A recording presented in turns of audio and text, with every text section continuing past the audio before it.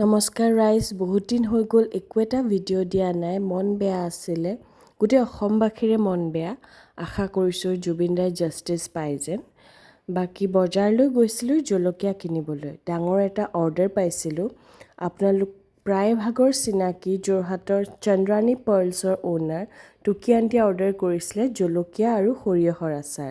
2 KG order দিছিলে তেখেতে আৰু সেইকাৰণে আমি বগৰী আচাৰ এটা তেওঁক ফ্ৰী দিলোঁ। 2 নম্বৰ অৰ্ডাৰটো দিছিলে যোৰহাটৰ পৰা আইছা আহমেদ বৰ্মাই। তেখেতৰ কোনোবা ৰিলেটিভ আহিছিলে, মোৰ আচাৰ খাই ভাল পালে কাৰণে তেখেতেও অৰ্ডাৰ কৰিলে। ভোট জলকীয়া আমৰ আচাৰ, তেতেলী আচাৰ, নেমু টেঙা জ্বলা মিঠা আচাৰ, বগৰী জ্বলা মিঠা আচাৰ আৰু জলকীয়া আৰু সৰিয়হৰ আচাৰ। ইয়াত বগৰী আচাৰৰ প্ৰাইচ টেগটো এনেকৈ লগোৱা হ'ল কাৰণ মোৰ প্ৰিণ্টাৰটো বেয়া হৈ গ'ল।